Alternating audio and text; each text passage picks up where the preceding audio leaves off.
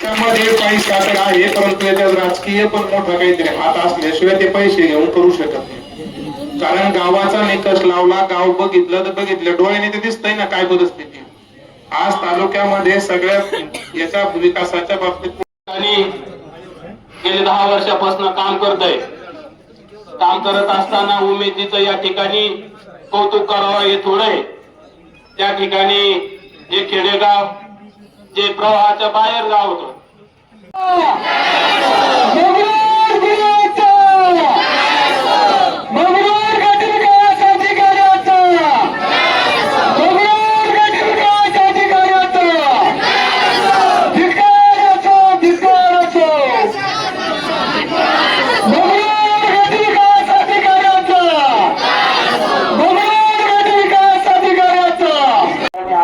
काम पण चांगलं, पेपर पण चांगला सोडला जातो.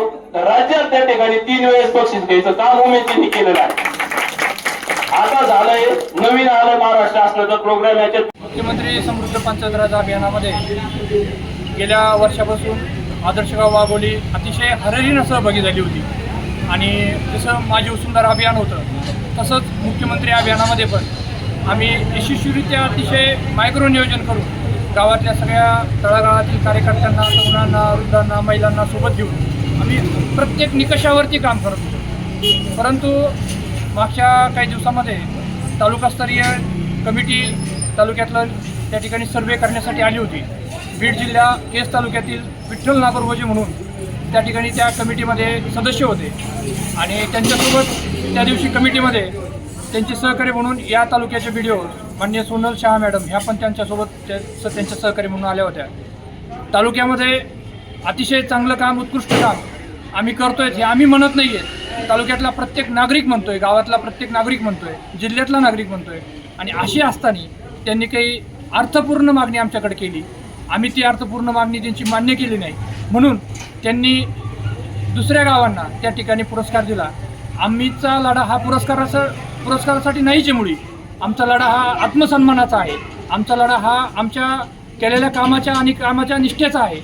परंतु ह्या केलेल्या कामाबद्दल आम्हाला आमच्या पदरात निराशा आली आणि या भ्रष्ट अधिकाऱ्यांनी त्या ठिकाणी आमच्यावरती अन्याय केला. म्हणून आज आम्ही या पंचायत समिती शेवगाव कार्यालयामध्ये मुंडन आणि जनआक्रोश आंदोलन ठेवलं होतं. या आंदोलनाला गावातल्या हरेक घरातील व्यक्ती त्या ठिकाणी हरेरीनं सहभागी झाली.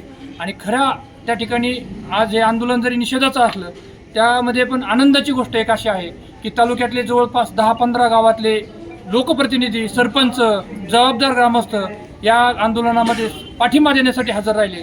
हे आंदोलन कोणत्याही राजकीय हेतूनी किंवा कोणत्याही वेगळ्या स्वार्थापोटी प्रेरित झालेलं नव्हतं. हे एक आत्मसन्मानाचं आंदोलन होतं. आणि खऱ्याच्या पाठीमागं त्या ठिकाणी जनता असते याचं द्योतक म्हणून आज एवढी मोठी जनता आमच्या या आंदोलनाला पाठिंबा द्यायसाठी उपस्थित राहिली. आणि निश्चित स्वरूपात आम्ही इथून पुढच्याही कालावधीमध्ये जोपर्यंत आम्हाला न्याय मिळत नाही तोपर्यंत आमचं हे आंदोलन असंच अविरत चालू राहणार आहे.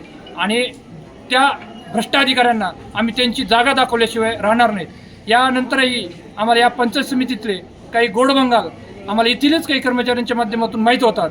आम्हाला जर इथून पुढं काही वेगळ्या पद्धतीनं त्रास द्यायचं काम केलं तर आम्ही निश्चित स्वरूपात त्यांचं पोल खोल केल्याशिवाय आणि त्यांना त्यांची जागा दाखवून दिल्याशिवाय राहणार नाहीत. हे या निमित्ताने मी सांगू इच्छितो. तुम्ही आता जो गंभीर आरोप केला आहे का तुम्हाला पुरस्कारासाठी जी आर्थिक मागणी केली गेली, ही मागणी काही लाखात होती, काही हजारात होती? लाखामध्ये मागणी कोणी केली? म्हणजे ही मागणी जी काही आमच्याकडे निरीक्षक म्हणून जे सर्वे करण्यासाठी जी टीम आली होती त्या टीमच्या माध्यमातून एक मध्यस्थी व्यक्ती होती. त्या व्यक्तीच्या माध्यमातून ही मागणी केली गेली होती. आणि अवास्तव मागणी होती. ती मागणी आम्ही पूर्ण करू शकत नव्हतो. आम्ही त्यांना एवढं म्हटलं, काही लाखात होती का हजारात होती? लाखात होती. लाखात होती. आणि एवढं पण सांगितलं गेलं पत्रकार साहेब की तुम्ही काय नाही, पुरस्कार मिळाल्यानंतर तेवढ्या रकमेची प्रमा करा आणि काय तुमच्या खिशातून थोडे जाणार आहेत. अच्छा. असं आम्ही कधी गावात काम करत नाहीत. आणि तुम्ही जे काम केलंय तालुका पातळी याची सगळ्या तालुक्याला माहिती आहे. मग असं अचानक कोणी असं तुम्हाला वाटतं का हा पुरस्कार सरळ विकला गेलाय? हे अभियान खूप चांगल्या गोष्टीसाठी महाराष्ट्र राज्य सरकार असेल, केंद्र सरकार असेल, विकसित भारताला एक मोठ्या उंचीवर घेऊन जाण्यासाठी राबीत असतं. पहा आता सध्याची परिस्थिती अशी आहे गावखेड्यांची की खेडे ओस पडत चाललेत, शहरं पण उजाड झालेत. अशा परिस्थितीत गावाखेड्यामध्ये लोक एकतर काम करायला तयार होत नाहीत. एखादा अर्धा कार्यकर्ता गावात काम करायसाठी तयार होतो, त्याला गावकऱ्यांची पण साथ भेटते आणि ते गाव कुठंतरी नावारूपाला येतं. नाहीतर महाराष्ट्रातल्या कित्येक गावांमध्ये एखादा तरुण गावावरती इच्छाशक्ती ठेवून काम करायला तयार पण झाला तर त्या गावातले नागरिक उत्साही नसतात, काहीतरी वेगळे आरोप होतात आणि त्या गोष्टीमुळे ते नाउमेद होऊन काम होत नाही. परंतु एक चांगलं वातावरण वाघोली गावामध्ये तयार झालं आणि या अभियान कालावधीमध्ये एक चांगलं वातावरण होईल. अभियानात आपल्याला चांगली संधी भेटेल, शाबासकीची थाप कुणीतरी पाठीवर टाकल या हेतून हे सगळे लोक काम करत होते.